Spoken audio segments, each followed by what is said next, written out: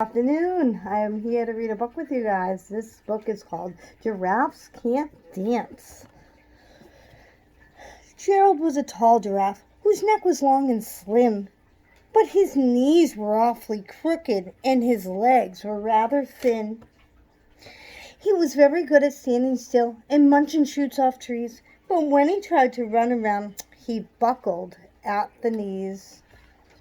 Now, every year in Africa, they hold the jungle dance, where every single animal turns up to skip and dance. And this year, when the day arrived, poor Gerald was so sad, because when it came to dancing, he just really was very bad. The warthogs started waltzing, and the rhinos rock and rolled. The lions danced a tango that was elegant and bold. The chimps all did the cha-cha with a very Latin feel, and 8 baboons then teamed up for a splendid Scottish reel. Gerald swallowed bravely, gulp, as he walked toward the floor, but the lions saw him coming, and soon they began to roar. "Hey, look at that clumsy Gerald, the animals all sneered. Giraffes can't dance, you silly fool. Oh, Gerald, you are so weird." Gerald simply froze up. He was rooted to the spot. "They are right," he thought. "I'm useless. Oh, I feel like such a clot." So he crept off from the dance floor, and he started walking home.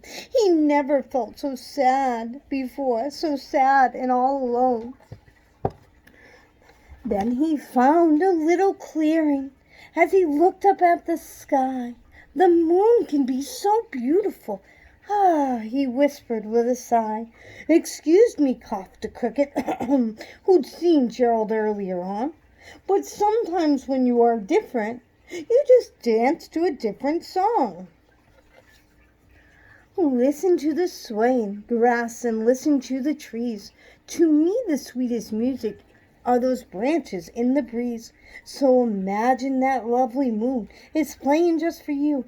Everything makes music if you really want it to. With that, the cricket smiled and picked up his violin. Then Gerald felt his body do the most amazing thing. His hooves had started shuffling, making circles on the ground. His neck was gently swaying, and his tail was swishing around. He threw his legs out sideways, and he swung them everywhere. Then he did a backward somersault, and he leapt up in the air.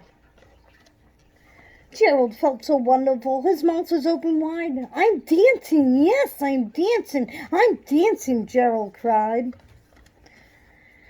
Then one by one each animal who'd been there at the dance around till Gerald boogied and watched him quite entranced. They shouted, "It's a miracle, we must be in a dream. Gerald's the best dancer that we'd ever seen.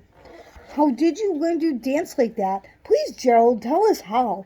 But Gerald simply twirled around and finished with a bow. Then he raised his head and looked up at the moon and the stars above. "We all can dance," he said, "when we find music that we love." The end.